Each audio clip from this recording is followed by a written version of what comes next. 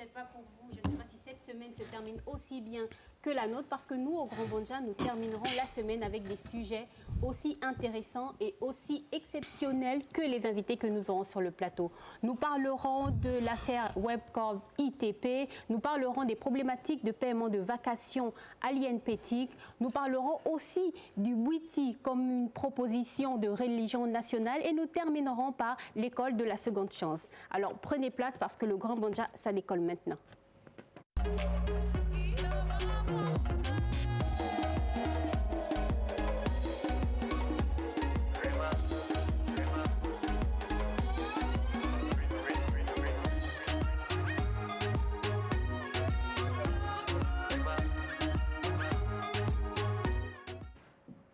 Encore bienvenue à tous sur votre rendez-vous de 17h. Vous l'avez compris, c'est le Grand Banja. Et comme je vous l'ai dit, nous avons toujours des invités exceptionnels avec des sujets exceptionnels. Et vraiment, pour le coup, ils sont exceptionnels. Je peux le répéter encore une fois. Nous allons déjà, comme je vous l'ai dit en entame, nous allons parler de l'affaire Webcorp ITP. Et sur ce plateau, nous avons le directeur de publication de Dépêche 241, Monsieur Boukika. Bonsoir. Bonsoir, Rufina. Nous allons voir les tenants et les aboutissants de cette histoire qui est autant rocambolesque avec des dénouements assez intéressants. Elle est même d'une extrême gravité. Oui. Rocambolesque n'est pas le mot. Nous aurons le temps d'en débattre. Nous aurons le temps de débattre tout à l'heure avec vous. Ensuite, nous parlerons de la situation des enseignants vacataires au niveau de l'INPETIC. Vous connaissez forcément cette école. Nous sommes au début d'une rentrée académique, mais il se trouve que cette école se trouve dans une situation assez je ne sais pas le mot qu'il faut pour cette fois pour le dire, mais assez inquiétante s'il faut pour le dire. Monsieur Mwanda, bonsoir. Bonsoir, madame.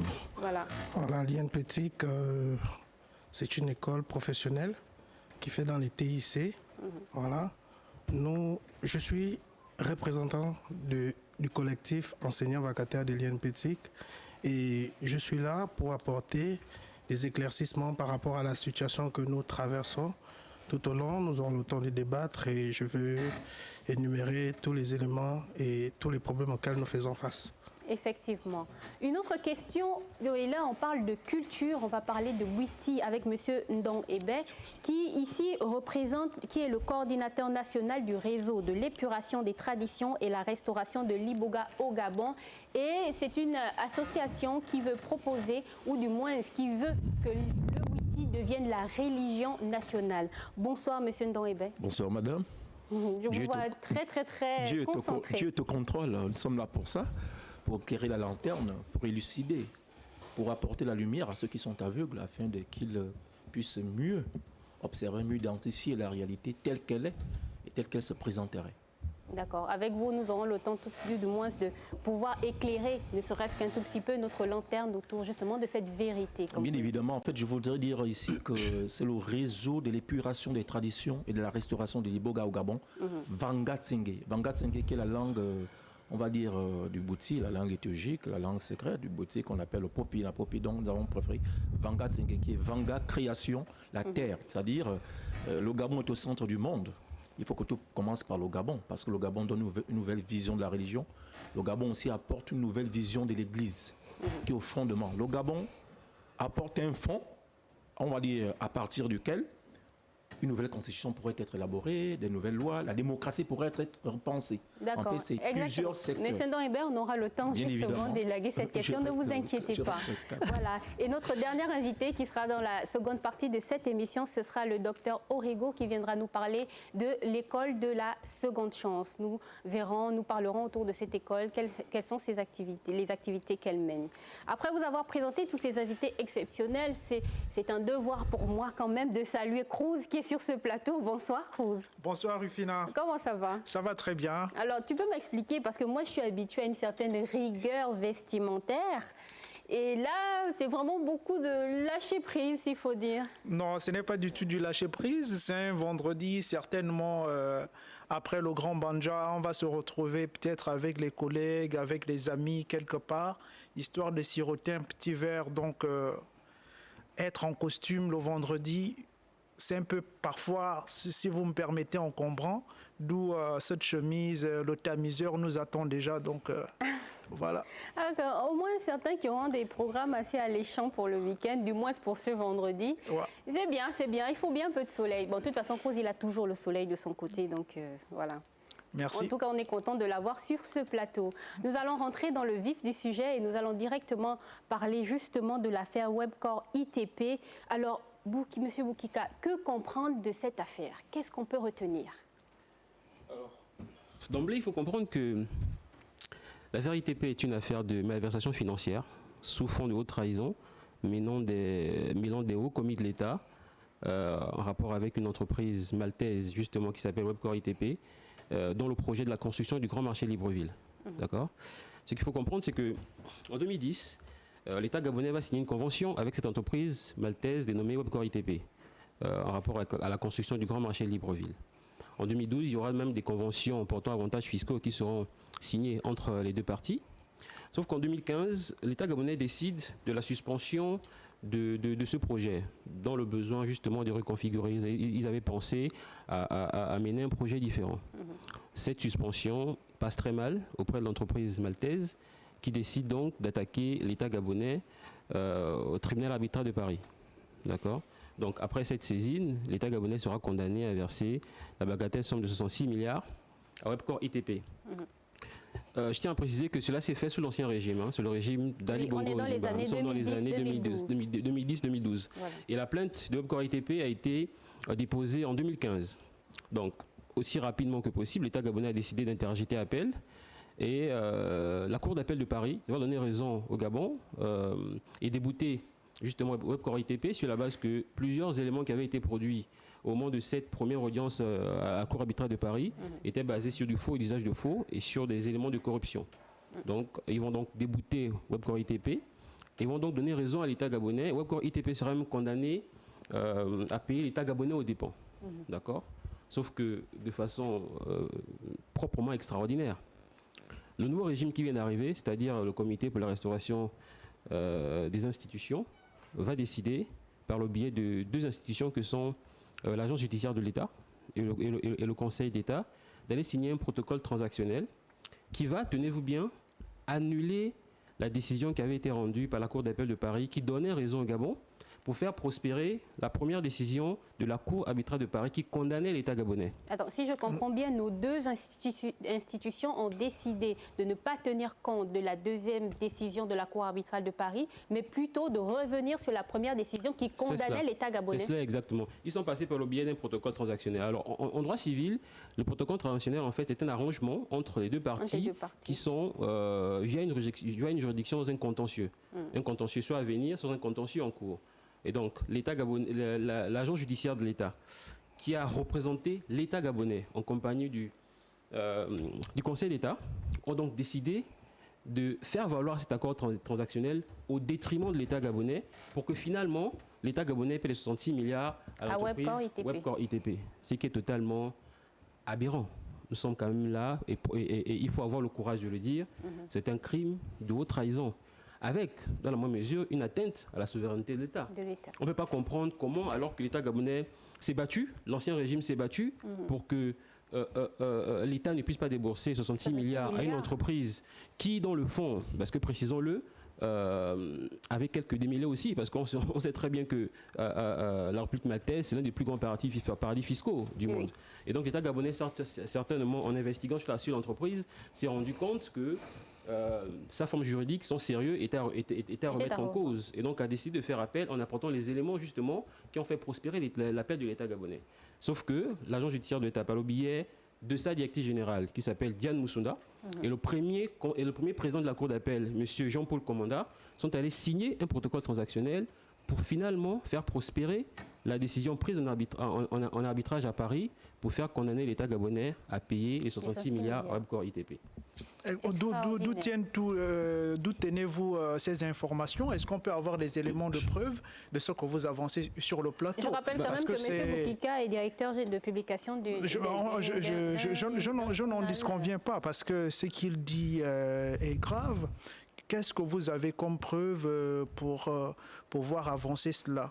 D'accord. Bon, votre question me surprend un peu, je l'avoue, parce que Si vous avez un peu suivi l'actualité ces derniers jours, vous aurez compris que M. Hervé Pati Kopianga, qui est un citoyen gabonais, a porté plainte avec constitution de partie civile, justement à ces différentes institutions qui se sont compromis vis-à-vis de l'État gabonais. Donc la plainte elle est effective parce que j'y étais. Le protocole transactionnel, je l'ai consulté. Les personnes qui ont apposé leur signature sur le protocole transactionnel sont connues. C'est la directrice générale de l'agence judiciaire de l'État et c'est le premier président du Conseil d'État. Donc les faits sont là, ils sont palpables. La plainte, elle est déposée. Et il faut savoir que là, nous sommes dans le cadre d'une procédure accusatoire. C'est quelqu'un qui déclenche l'action publique. Monsieur Hervé Pati Kopianga, en tant que citoyen, et non pas en tant que personnalité politique. D'accord, j'allais venir justement... en tant que citoyen, a décidé de porter plainte et donc de déclencher l'action publique.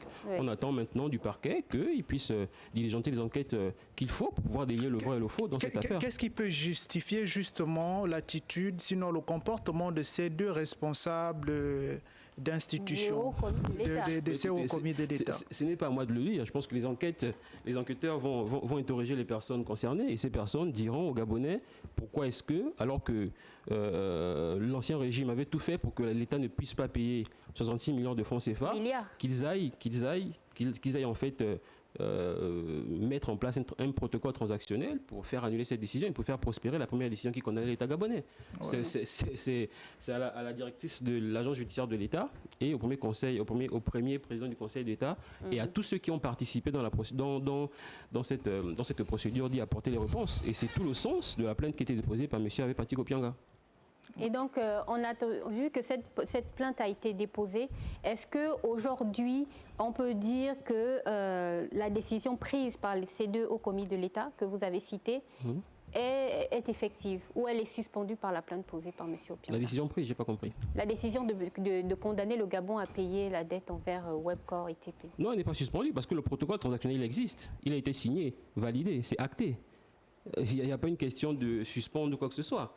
Le protocole transactionnel a été appliqué, la décision de la Cour d'appel a été annulée et la décision de la Cour arbitraire de Paris qui condamnait le Gabon a été activée.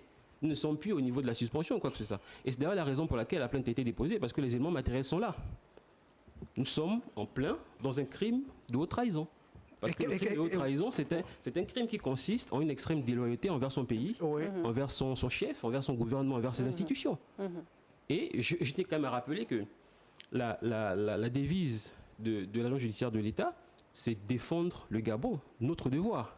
Alors, quand on a le devoir de défendre son pays et que derrière, par des moyens clairement délictueux, on décide d'aller faire condamner son pays alors que l'État s'était battu pour le sortir de cet engrenage, c'est quand même extrêmement grave. Là, je vais poser une question qui va demander votre analyse à vous en tant que journaliste. Est-ce que vous pensez que le gouvernement est au su de cette décision?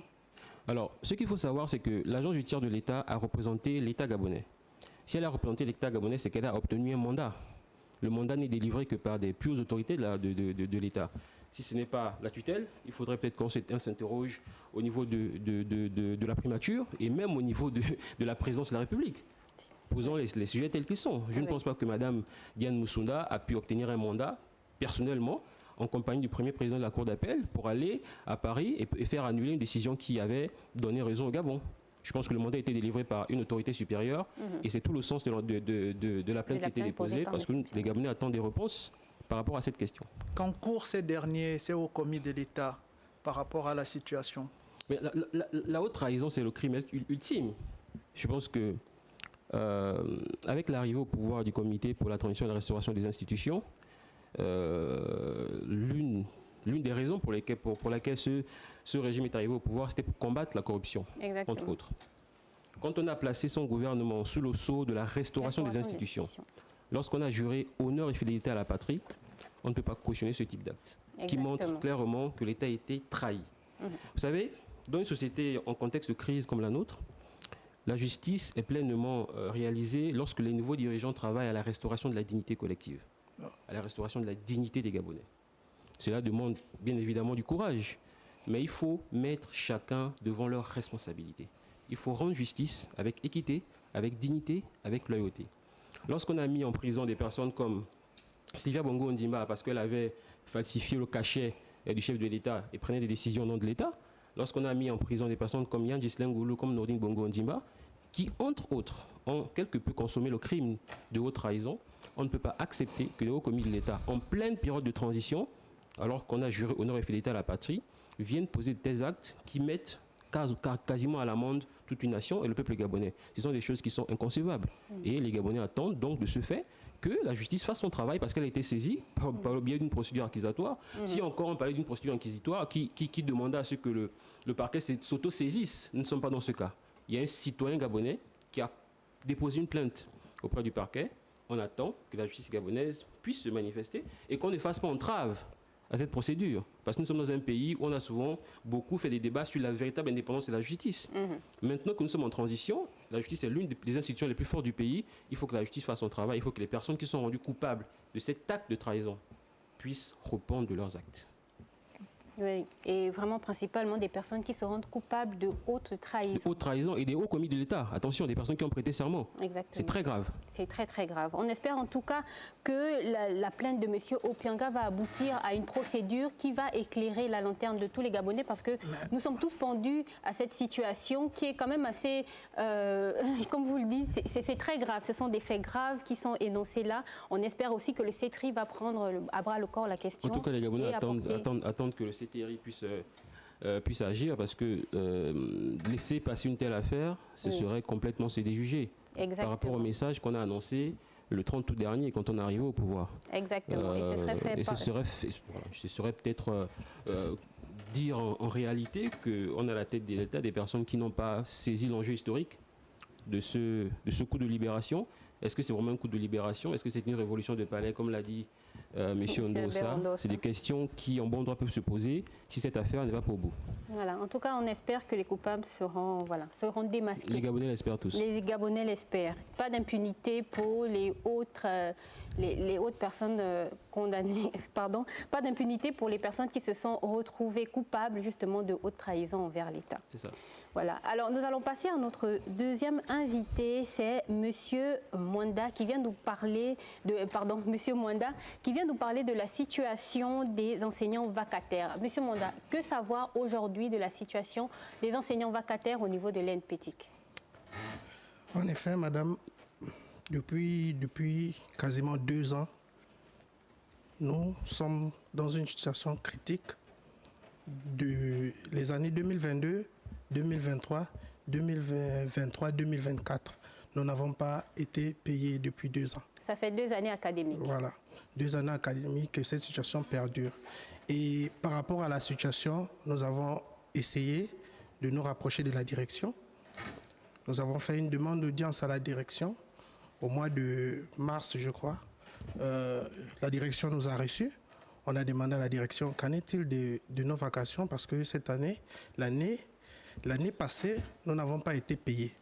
Cette année, qu'en est-il de cette année? Ils nous ont fait comprendre que voilà, c'est une nouvelle direction. C'est une nouvelle direction. Nous n'avons pas encore les signatures. Nous n'avons pas encore des documents nécessaires pour pouvoir remédier au problème. Nous avons compris.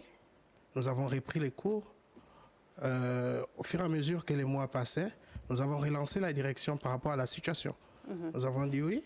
Est-ce que vous n'avez toujours pas reçu des signatures par rapport à la situation? Ils vous ont répondu quoi? Ils nous ont fait comprendre qu'ils ont reçu la signature, mais que l'argent des partenaires n'était pas encore disponible. Quand on parle des partenaires, c'est une école qui est subventionnée à 100% par l'État. Voilà, les partenaires, ce n'est l'ANBG et la subvention de l'État. Voilà.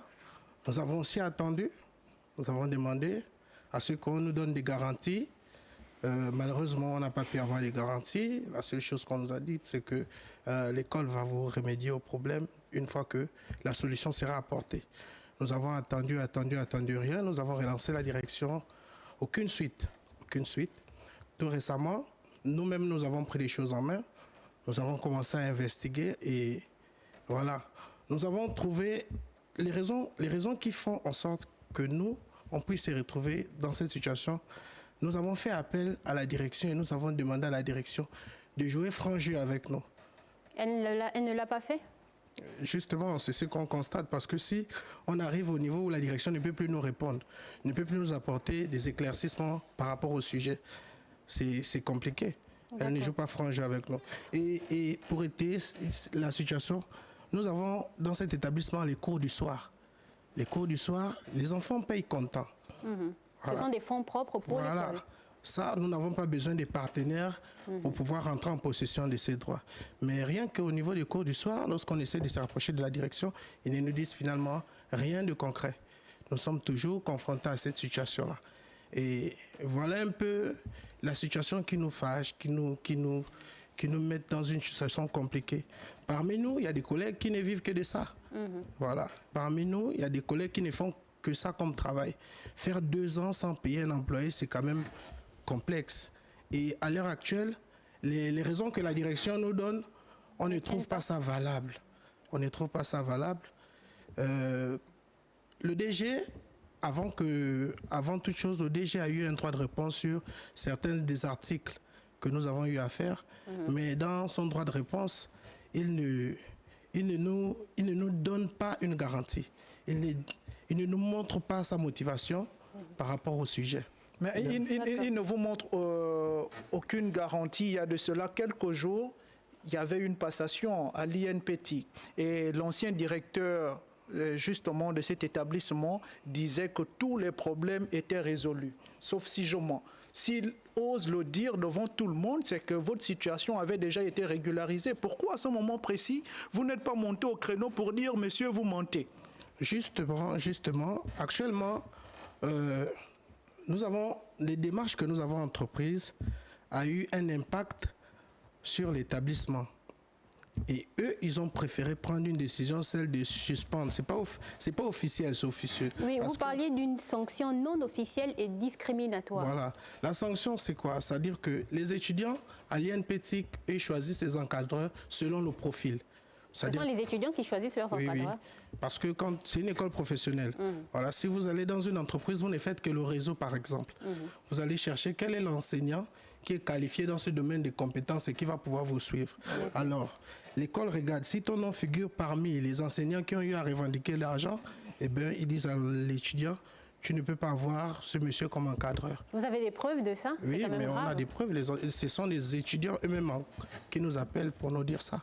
Ce sont des étudiants qui nous appellent aujourd'hui pour nous dire ça. Donc, ce que vous êtes en train de dire, c'est que parce que vous avez revendiqué vos droits aux vacations, la direction de l'INPETIC a décidé de mettre de côté les enseignants qui ont décidé justement de faire cette revendication? Bien sûr, madame. Je l'affirme parce que moi-même, j'ai 2 ou 3 étudiants qui m'ont appelé, qui m'ont dit « Mais monsieur, pourquoi vous ne pouvez pas encadrer cette année ?» J'ai dit « C'est indépendamment de ma volonté. » C'est indépendamment de ma volonté. Actuellement, ça fait 2 ans, on ne nous paye pas. Et on a eu à mener un mouvement. Et par rapport au mouvement-là, nous subissons quelques pressions. Mais il faut vous rapprocher de la direction. Encore que, il faut préciser une chose. Nous ne sommes pas en guerre contre l'établissement. Parce que faire 2 ans dans un établissement court sans être payé, c'est émane de l'amour, de la motivation. Nous sommes très motivés.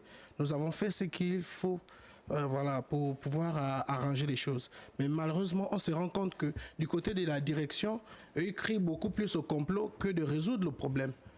Voilà. Que stipulent vos contrats? Vous êtes arrivé à 2 ans sans salaire. Que disent les contrats que vous avez? On doit vous payer à quel moment? Et pourquoi vous avez laissé perdurer tout ce temps? Déjà les contrats qu'on avait avec l'INPETIC, c'était N+1. C'est-à-dire qu'on vous paye. Une fois que vous avez fini l'année, l'année qui commence, on vous paye. Ça a toujours été comme ça. Ce sont des contrats. Mais là, nous sommes à N+2. Nous sommes à N+2. Ce que nous demandons à la direction, c'est rien qu'une seule chose. Qu'ils nous payent nos vacations, dans la mesure où nous savons exactement que l'NBG, qui est un partenaire de l'INPETIC, a déjà, sinon, apporté une petite subvention, sinon une partie de l'argent à l'établissement.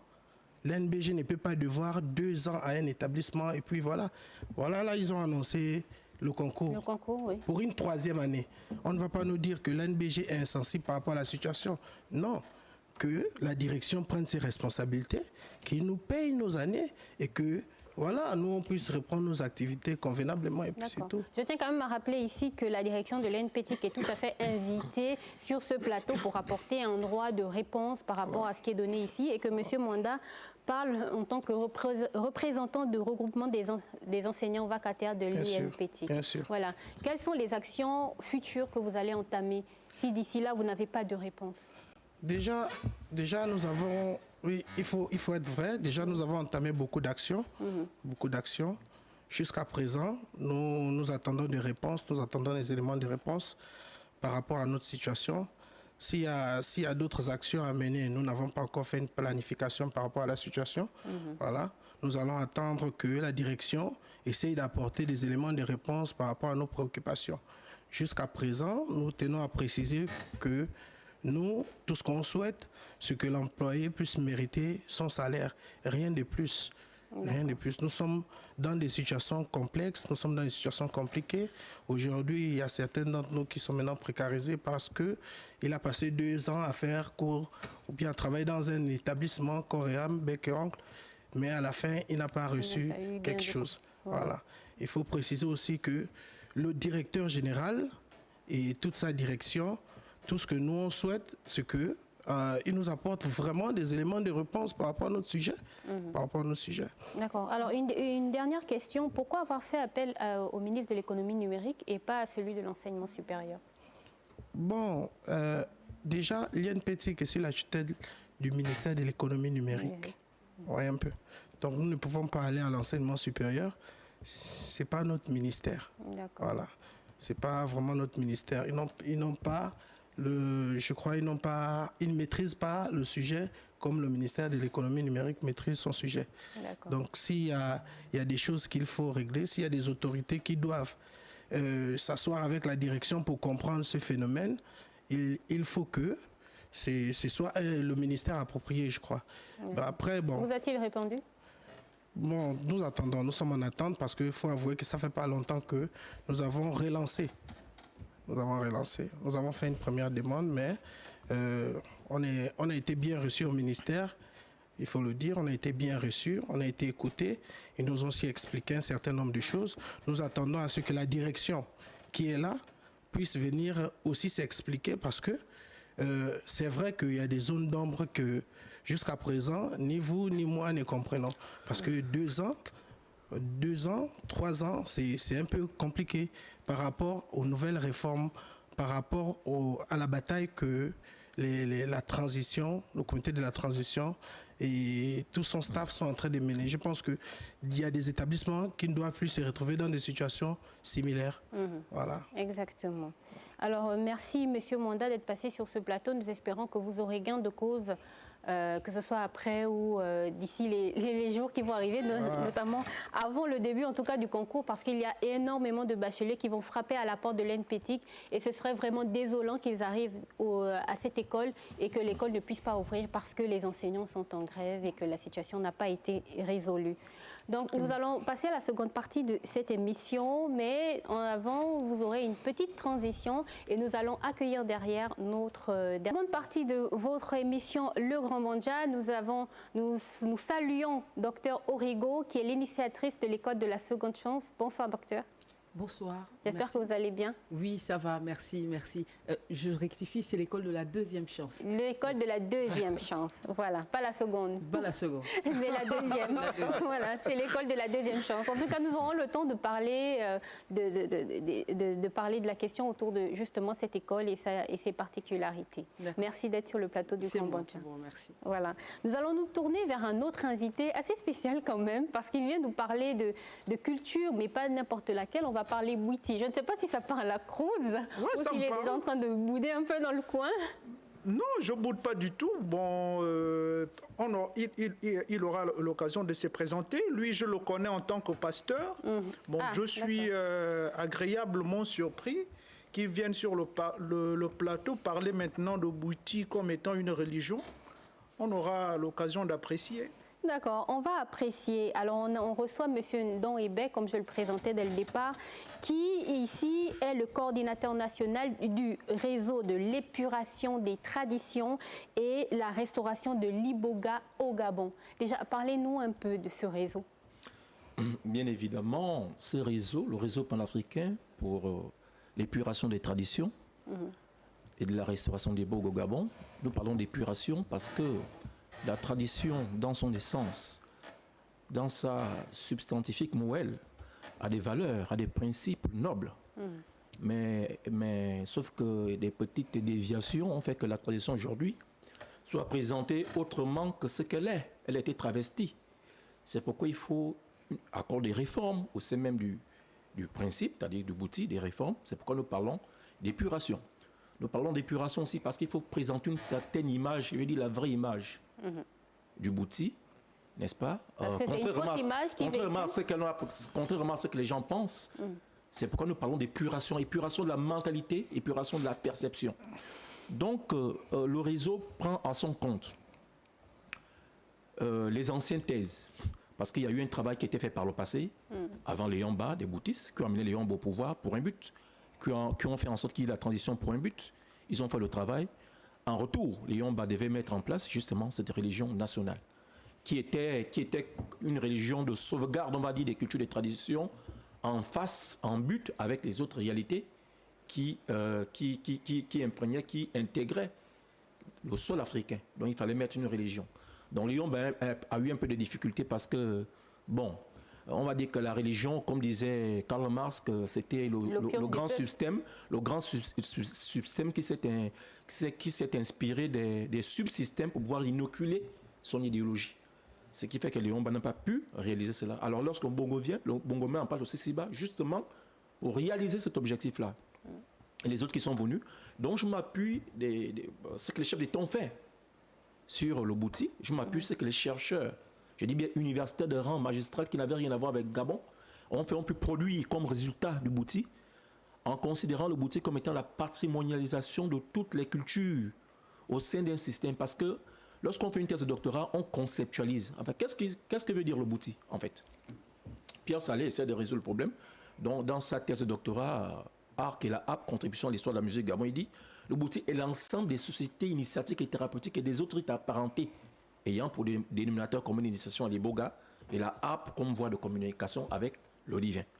Donc, le réseau porte à sa sorte, on va dire ça comme ça, les priorités, les projets que les anciens ont menés, principalement les chefs d'État, avec un peu les chefs de la sous-région, parce que lorsqu'on met le CCBA en place, je crois que c'est 11 chefs d'État, justement avec cette idée-là, de créer un fondement religieux qui sera le berceau d'une civilisation africaine bantou. C'est pourquoi nous, le réseau, nous disons que pour mieux faire, il faut refaire, il faut remettre au jour. Il faut remettre au jour ces problématiques-là, n'est-ce pas? Il faut essayer de réfléchir là-dessus, parce que nous sortons d'un dialogue, le dialogue qui n'a pas, à mon humble avis, n'est-ce pas, véritablement traité de la question de la culture. Parce que lorsqu'on parle de la transmission des rites aux écoles, mais lorsqu'on parle de beaucoup de choses du côté festif, on a initié la fête de culture, mais la fête de culture a donné quoi? C'était festif. Donc il faut une religion pour sacraliser la culture. Parce que l'islam fait quoi? Lorsque l'islam dispense les cours sur le Coran, les cours sur les valeurs, les sens du Coran, il y a d'abord un principe de base, n'est-ce pas, sur lequel l'islam se fonde pour dispenser. Nous allons faire ça sur quoi? Donc c'est pourquoi le réseau a ça comme premier axe, mais le réseau aussi a un deuxième axe, j'ai parlé de l'église nouvelle. Le réseau a un troisième axe, l'Iboga, valoriser l'Iboga. Valoriser l'Iboga aujourd'hui parce que l'Iboga peut être une source d'enrichissement du Gabon. Parce qu'aujourd'hui, si on plante l'Iboga, on arrive à bien structurer l'Iboga, à bien commercialiser l'Iboga et à lutter contre la corruption par des personnes qui se font passer pour des boutistes, mais qui sont des corrupteurs, qui font du trafic illicite de l'Iboga et qui vendent ça à des milliards de dollars dans les pays européens, dans les pays occidentaux. Il y a un trafic qui existe. Il y a un trafic qui existe, on est bien au courant, il y a un trafic qui existe. Donc si le réseau peut faire cela. Donc le réseau pense à cela. Pourquoi? Parce qu'on se dit que, comme disait l'autre, un peu, je n'ai pas pu relever, j'ai lu un livre politique étatique là, donc il disait en réalité que on nous a plaqué des constitutions, on nous a plaqué des modèles démocratiques. Même en Europe, ils n'ont même pas le même modèle démocratique. Pourquoi en Afrique, on veut imposer un modèle démocratique? En Afrique, on nous a pas apporté la démocratie, nous l'avions toujours connue, mais sauf qu'il faudrait réguler la démocratie par rapport au contexte africain. Vous voyez dans la Constitution, dans le préambule de 91, c'est vrai qu'elle n'existe plus en tant que telle, mais on se réfère encore parce que la nouvelle Constitution n'est pas arrivée. À défaut de la Constitution de 91, on a la charte de la transition. On dit que sur les engagements internationaux, sur Dieu, Dieu était ajouté en 2000 dans la culture, dans la Constitution. Donc on dit la culture. Mais de quelle culture parlons-nous? Il faut une religion. Parce que lorsque nous étudions de très près, nous allons voir même que tous les signes que nous avons au niveau de la République, là, en réalité, sont des signes qui sont originaires du Bouti. On vous explique cela. La véritable couleur du drapeau, les véritables, on va dire, couleurs du drapeau gabonais. Si on vous l'explique, mais vous n'allez pas en revenir. Le sceau de la maternité gabonaise. Quand vous allez aller dans le mythe du Bouti, vous allez dire, on va vous parler de la femme.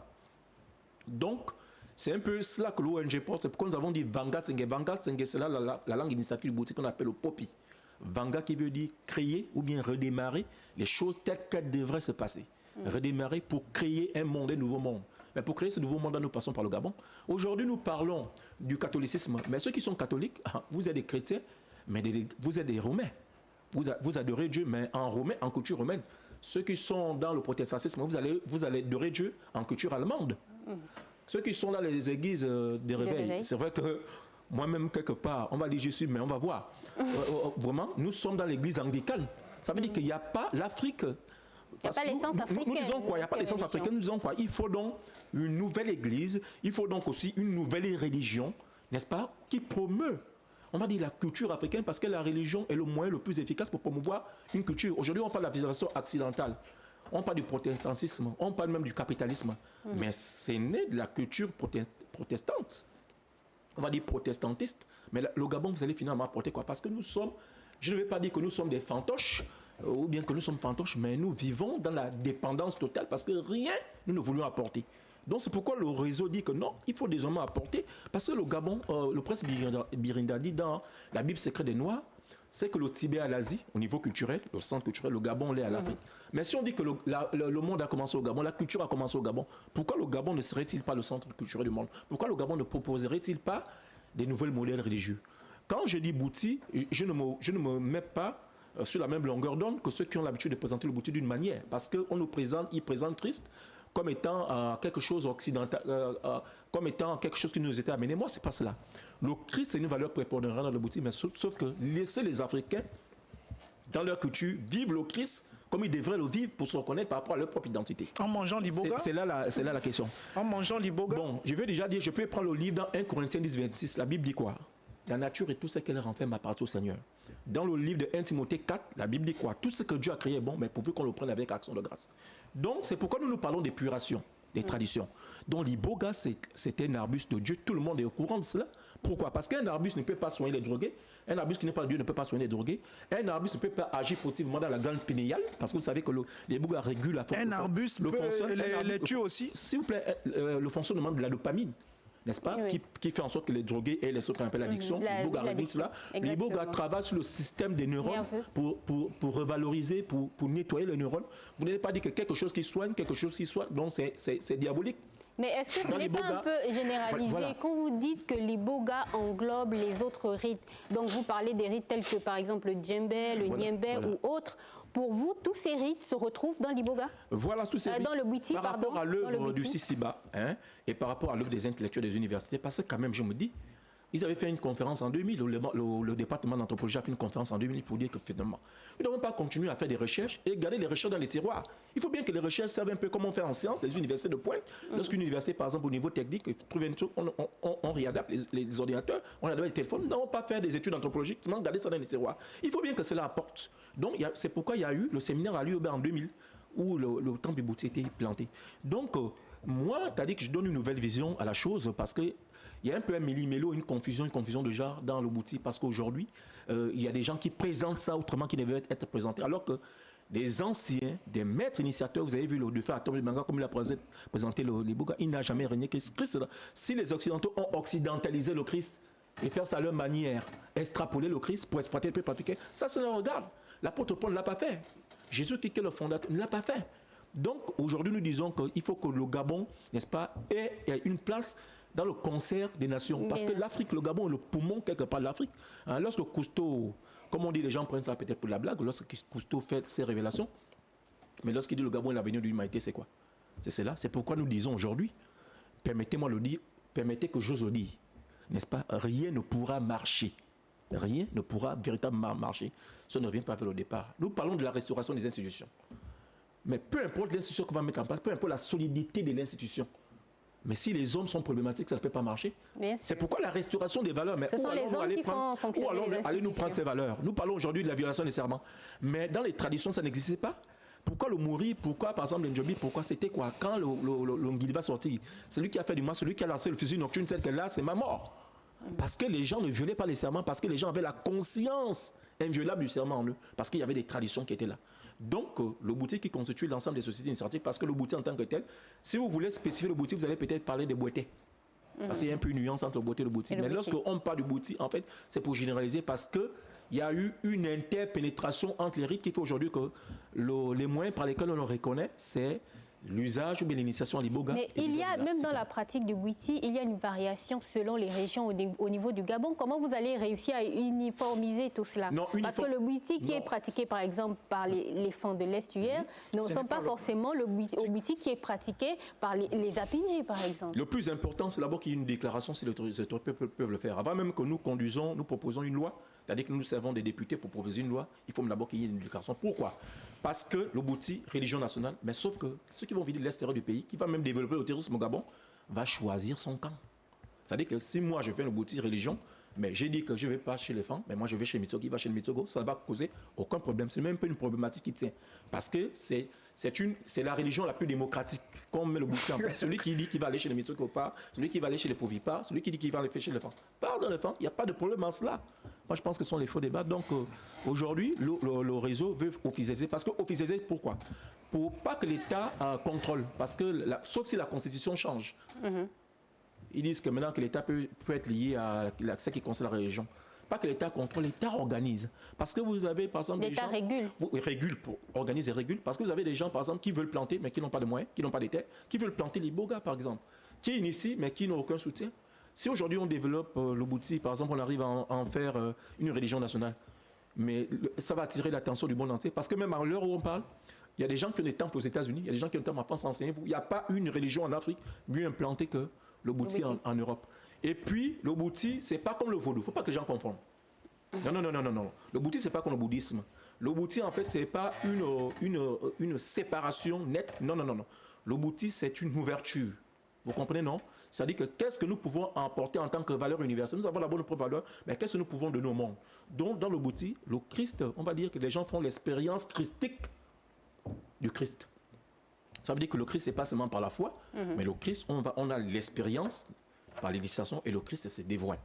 Ça, c'est précisément. Une expérience ésotérique? Voilà, une expérience ésotérique. Non, une expérience mystique.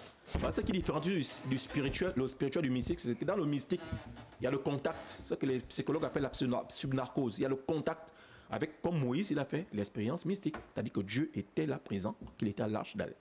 Avec l'arche d'Alliance, il était présent. Donc, c'est cela, l'expérience, c'est ce que les bouddhistes, surtout du côté fan, innovent. Attention, quand on parle de bouddhisme fan, c'est pas le bouddhisme, c'est pas la culture fan. C'est pas uniquement la culture fan. Quand on parle de bouddhisme fan, le fan a fait un travail. Le fan fait un travail d'organisation, le fan fait un travail de structuration, et même Sudesky dit même que c'est la dernière phase du Bouti qui fait en sorte qu'on dise même que le Bouti est devenu une religion. Parce que si vous étudiez Sudesky, qui était professeur d'histoire comparée des religions, qui a fait 30 ans dans l'étude du Bouti, qui a été initié plus de 25 fois dans toutes les branches au Gabon, il a produit des œuvres universitaires, je dis bien universitaires. Il n'y a pas que Sudesky, il y a Washman, il y a Ankema, il y a Gunther Tessman, il y a bien d'autres chercheurs qui ont produit, même les prêtres. Vous-même, vous êtes un bel exemple. Vous êtes pasteur. Bien, moi je suis prédicateur. J'ai été initié dans les années 1995, mais donc j'en connais et j'ai grandi dans le milieu, donc je connais de quoi je parle. D'accord. Donc, quand je viens là, je ne viens pas d'abord en tant que, comme les autres, en tant que défenseur du Bouti. Je défends le Bouti, je promets le Bouti, c'est pas seulement ça. Parce que j'ai une mission en fait divine. C'est un peu gênant peut-être de le dire, j'ai une mission divine, je connais pourquoi le faire. Il y a une prophétesse qui m'appelle la fois dernière, j'ai dit, elle ne connaît pas. Il faut que le Seigneur lui révèle lui. Pourquoi tu m'as envoyé pour parler de cela? Parce que quand je fais cela pour un but. Donc, il y aura une émission, peut-être dans la prochaine fois, vous allez peut-être m'inviter, maintenant pour parler peut-être de la révélation la révélation de 1986, qui était du côté de Wellington Maroyem en 1986, par rapport au nouveau vent. Le nouveau vent, c'est-à-dire la réforme de l'Église, c'est-à-dire l'évangile, la configuration de l'évangile, c'est le même évangile, mais la configuration de l'évangile, ce qui doit être, ce que l'Éternel Dieu a fait dans le royaume des cieux, et comment est-ce que Jésus-Christ a prédisposé. Vous avez entendu parler de Chaka Zakani? Vous connaissez Chaka Zakani? Non, non. Bien, je vais vous dire. Chaka Zakani, c'était l'hôte du Jésus qui, lorsque Hérode les poursuivait pour les massacrer en Égypte. Et il s'est revu avec Jésus qui lui a dit des choses concernant l'Afrique. Mais monsieur Ndombé, Voilà, est-ce que vous n'êtes pas en opposition avec le principe de laïcité du Gabon quand vous proposez le Bouti comme religion? Non, quand je propose le Bouti comme religion nationale, au contraire, je suis en accord. Parce que je n'ai pas dit religion d'État. J'ai dit religion nationale, puisque les Gabonais, la plupart des Gabonais, on va dire c'est la pratique la plus répandue au Gabon. Mais la pratique la plus répandue au Gabon, la pratique, on va dire culturelle, la plus répandue au Gabon. La pratique culturelle la plus répandue au Gabon. On va dire parce que presque dans tous les groupes ethno-linguistiques, n'est-ce pas, les gens font l'initiation du Boga. Même dans le djembé, on s'initie. Donc, ça veut dire quoi? Il faut qu'on organise les choses parce que dans le Bouti, il y a Dieu qui est perçu d'une manière, il y a Dieu qui est expliqué d'une manière. Il faut donc que ça soit un peu plus, on va dire, plus ordonné, plus structuré. Il faut que l'État mettre les choses en place. Mais comment démêler le vrai du faux? Dans tout ça, vous disiez tout à l'heure qu'il y a des faux pratiquants du Bouti. Ben, les faux pratiquants, les vrais pratiquants du Bouti, vous allez souvent les reconnaître dans les vrais maîtres. Les vrais maîtres, je connais Ndombé Gmamiko qui est encore vivant le 7, c'est lui qui a conduit pratiquement André-Marie Sudeski, René Bureux, Otto Gornefer, Roger Siliance, Julien Bonhomme dans des recherches. C'est un vrai informateur. Il y a plusieurs là qui sont, il y a les Mitsogo, les Pounou que je connais qui sont encore au Gabon. En fait, c'est un peu, pour eux, c'est un peu dérangeant quand des gens viennent dans les plateaux télévisés, disent que viennent mettre une séparation entre le Bouti et le Christ. Mais lorsqu'on parle de Zambé Kanaseki, lorsqu'on parle de Mwanga Bendaseki, mais c'est le Christ, non?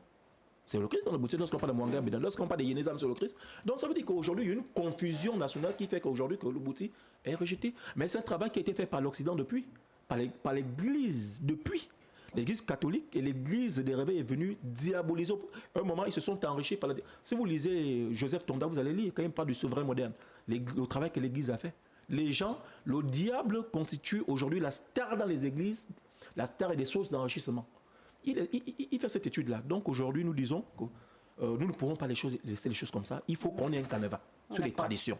Et le Bouti comme religion nationale est le canevas le plus sûr et le plus net contrasté. Pas nous qui parlons, nos anciens, nos chefs d'État, pour un Gabon ayant une place, on va dire, majeure, prépondérante dans le concert des nations. Alors nous allons terminer aussi par cette question. Je ne sais pas si Cruz avait une question. Où ça va? Quelles sont les actions justement que va entamer le réseau pour pouvoir arriver à cette institutionnalisation du Bouti comme... le réseau est étendu dans les 9 provinces. Nous avons à faire un travail préalable. Essayer de recenser un peu les lieux de culte. Donc, essayer de recenser les lieux de culte, essayer de faire un certain nombre de choses qui vont nous constituer les bases de notre plaidoyer au niveau des institutions. Bien, nous sommes en train même de finaliser une proposition de loi. C'est vrai que ce n'est pas nous qui proposons, mais nous allons servir les députés, les points focaux de députés, qui vont porter cette loi à l'Assemblée nationale.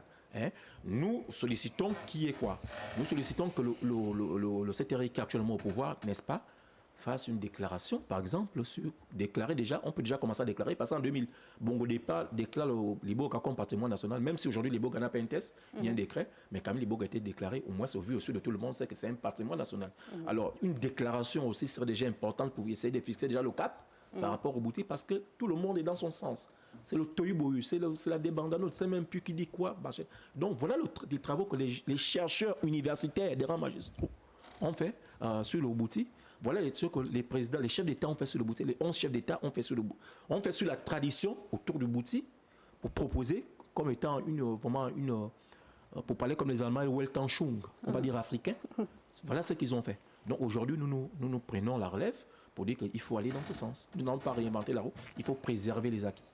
Exactement, il faut préserver les acquis, comme vous le dites, M. Ndombé. Vous l'aurez compris, il y a tellement à dire autour justement du Bouti, pas forcément seulement comme rythme, mais aussi comme moyen justement de faire asseoir la culture, même dans notre propre Effectivement, pays. moyen de faire asseoir la culture. Il y a tellement de choses à dire, parce que si je pense même un seul auteur, je peux faire une conférence pendant 2 jours. Un seul auteur, parce qu'ils ont dit tellement de choses. Tous les auteurs concordent, tous les auteurs convergent dans le même sens. Que le Bouti, c'est une très grande religion, on va dire universaliste en formation. Mais il faut que tout commence quand même par le Gabon. Il faut que les autorités prennent des dispositions pour mettre cela en branle.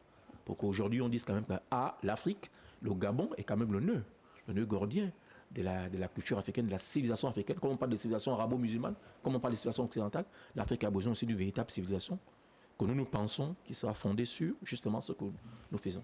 Très bien. Et nous espérons que ce message n'est pas tombé dans l'oreille d'un sourd. Merci. C'est aussi une occasion pour nous d'appeler des adhérents dans le réseau parce que nous ne pouvons pas travailler seul. Nous avons besoin de beaucoup de gens. D'accord. Et qu'est-ce qu'il faut pour être adhérent? Adhérent, bon, c'est simplement, je vais simplement donner mon numéro. Hein. D'accord, donnez-le, allez-y. Le 077 88 66 17, le 066 89 90 54.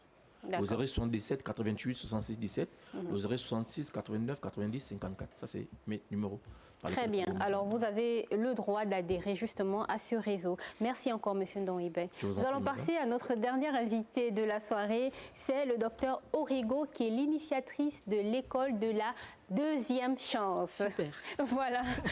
Docteur Origo, alors parlez-nous de cette école si particulière. Alors, merci beaucoup pour l'invitation. Ce n'est pas la première fois que je vienne sur le plateau. Je crois que je suis venue 2 fois déjà pour parler justement de l'école de la deuxième chance. Les fois où je suis venue, on était encore en phase en fait, d'études. Le projet n'était pas encore finalisé, n'était pas lancé. Et là, on a vraiment commencé, c'est effectif. Depuis le mois d'avril, on a commencé les cours. On a même déjà terminé une session parce que nos sessions durent 3 mois.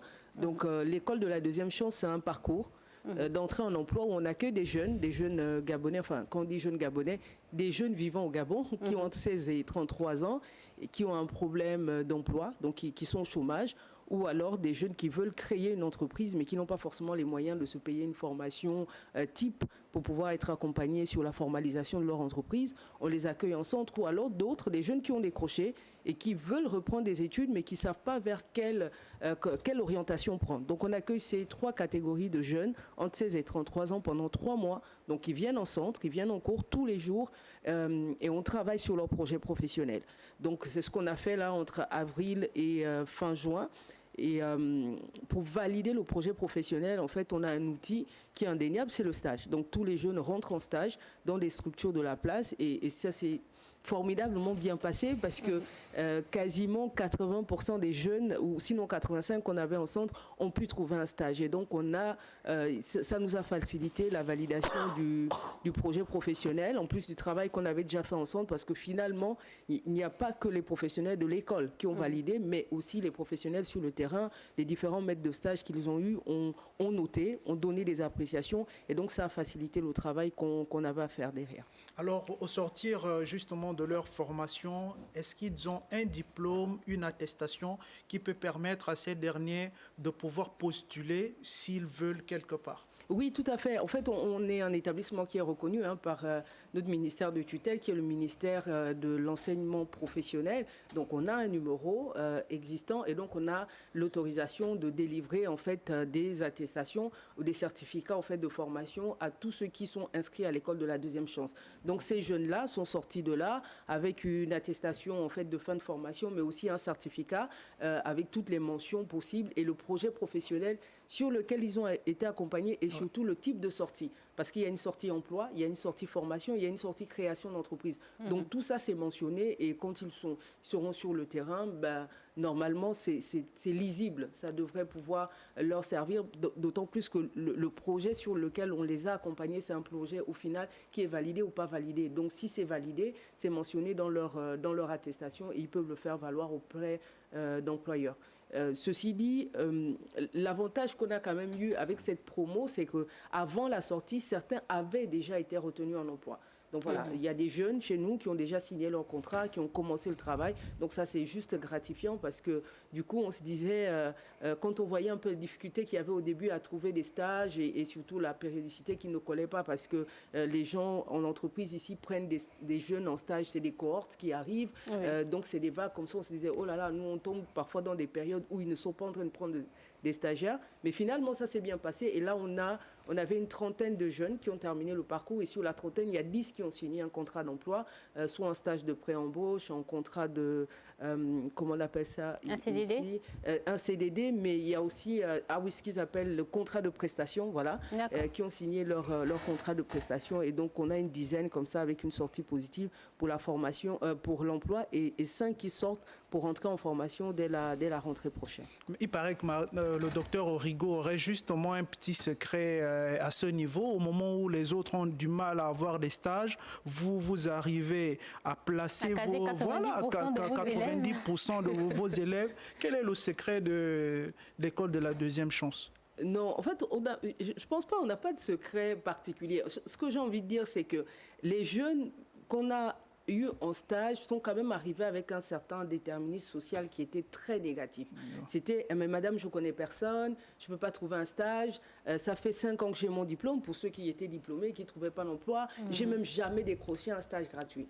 Alors, pour certains, on a vite identifié qu'il y avait un problème de confiance en soi, d'une part, et d'autre part, la méthode de recherche n'était pas bonne. Okay, ils avaient fait un CV, parfois qui n'était pas très bien fait. Même quand il était bien fait, ils s'attendaient à ce que quelqu'un les accompagne, les aide ou les pistonne. On n'a rien fait, j'ai envie de dire, d'extraordinaire. Ce qu'on a fait, c'est que les jeunes, on les a préparés en centre, dans une espèce de SAS. On a vraiment travaillé avec eux sur les CV, l'aide de motivation. Même ceux qui pensaient qu'ils n'avaient pas de compétences à faire valoir, en discutant avec eux par rapport à leur parcours, se sont rendus compte que, mais si, il y avait quelque chose derrière à creuser. Donc, on a pu créer des CV, entre guillemets, même avec des personnes qui n'avaient jamais eu d'expérience professionnelle. Ensuite, on leur a dit, tous les vendredis, vous êtes sur le terrain.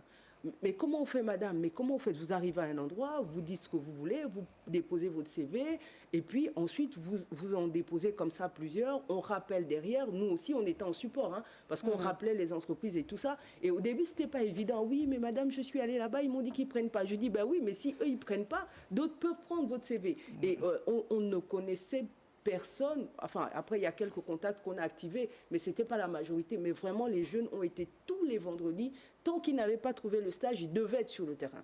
Ils allaient tout seuls dans les pharmacies, pour ceux qui voulaient faire vendeuse en pharmacie, elles allaient dans les pharmacies, il y a même des jeunes qui ont eu des stages dans des organismes d'État. Par exemple, elles sont arrivées, elles ont dit qu'elles voulaient faire un stage, par exemple en tant qu'archiviste, elles ont déposé leur CV, leur lettre de motivation, elles ont été rappelées au secrétariat d'État, elles ont été prises en stage là-bas. Donc c'est possible, voilà, c'est possible, c'est la méthode, c'est l'accompagnement, c'est tous les encouragements qu'il y a derrière, et puis il y a l'idée aussi que on est là pour les accompagner à entrer en emploi. Et donc, c'est aussi notre responsabilité d'être derrière, d'appeler les entreprises, parce qu'ils ont une fiche, hein, quand ils déposent leur CV, il y a une fiche, où est-ce qu'ils ont déposé, qui a pris le CV, la lettre de motivation, le numéro de la personne, et quelle est la fonction finalement. Est-ce que c'était la secrétaire? Et on n'hésitait pas, moi je n'hésitais pas, le référent pédagogique aussi, à rappeler derrière pour dire, on a tel étudiant qui est passé chez vous la semaine dernière, qui a déposé son CV, sa lettre de motivation, le stage arrive bientôt, qu'est-ce qu'il en est, est-ce que vous le prenez, vous ne le prenez pas. Donc c'est tout ce travail de fourmi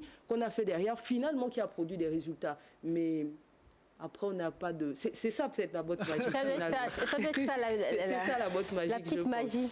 C'est de la persévérance, d'abord des étudiants eux-mêmes et ensuite de l'école de la deuxième chance. Non, mais clairement, franchement, je pense qu'après, ils ont vu aussi le sérieux qu'on a mis derrière. Et ce qui est bien, c'est qu'une fois que les jeunes ont été retenus en stage, je suis allée dans toutes les entreprises où ils ont été en stage. Tous, je les ai tous visités. Je suis allée m'enquérir un peu de comment ça se passait. C'est vrai que les jeunes nous faisaient des retours, mais je voulais vraiment discuter avec les responsables de stage, les voir dans les vraies conditions de travail dans lesquelles ils étaient. Et ça, je pense que ça nous a crédibilisé un peu plus et ça a rassuré aussi les personnes qui les accueillaient en stage. Et c'est ce qui a facilité l'entrée en emploi de certains. D'accord, très bien. Alors, la prochaine rentrée académique, elle est pour quand? Septembre. Voilà. À l'école de la deuxième chance. Et qui, à part le fait d'être un jeune entre 25 et 33, vous avez dit 16 et 33 ans, quelle est l'autre qualification pour pouvoir intégrer l'école de la deuxième chance? Il n'y a pas de qualification particulière. En fait, on accueille des jeunes. On a vu que les chiffres sont alarmants. Le chômage des jeunes est explosif dans ce pays. Et qu'ils aient un diplôme ou pas de diplôme, on les accueille en centre. La seule difficulté qu'on a aujourd'hui, c'est qu'on ne donne pas de cours d'alphabétisation. Donc, il faut qu'ils sachent un minimum lire et écrire. Et quand ils ne sauraient pas le faire, on peut peut-être les accompagner sur des métiers manuels ou alors les orienter vers des structures qui existent, qui sont dans la place et qui accompagnent sur l'alphabétisation. C'est ce qu'on ne fait pas encore aujourd'hui. D'accord. Un numéro de téléphone pour toutes les personnes qui voudraient intégrer cette école? Alors, le numéro de téléphone, c'est le 077 47 21 54. Après, ils peuvent nous suivre sur nos réseaux sociaux. Tous ceux qui nous écrivent inbox, par exemple, sur Facebook, on répond, on les oriente facilement. Et on a partie de l'école La Deuxième Chance avec le parcours d'entrée en emploi qui est gratuit. Tous les jeunes qui viennent en centre ne payent pas leur scolarité. Ils arrivent, ils déposent leur dossier, ils s'inscrivent et ils sont accompagnés pendant tout le parcours.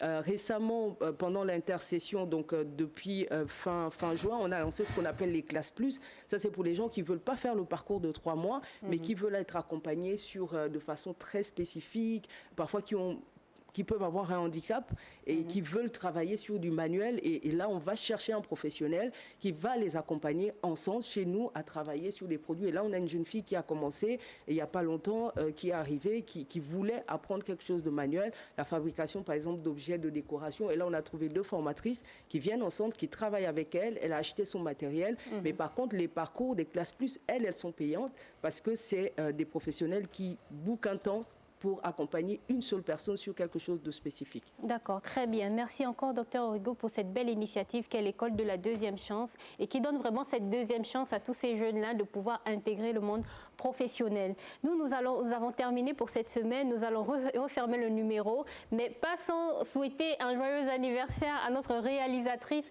Raïssa Alougui. Alors, plein de bonheur, Madame Bikoro, dans le foyer, dans le travail, avec les enfants, etc. Joyeux anniversaire à notre réalisatrice. Merci à vous de nous avoir regardés sur tous les canaux de Gabon Première, que ce soit derrière votre petit écran ou encore dans vos interactions au niveau de notre page Facebook et de notre direct. Merci encore et à la semaine prochaine, mais surtout portez-vous bien et passez un bon week-end.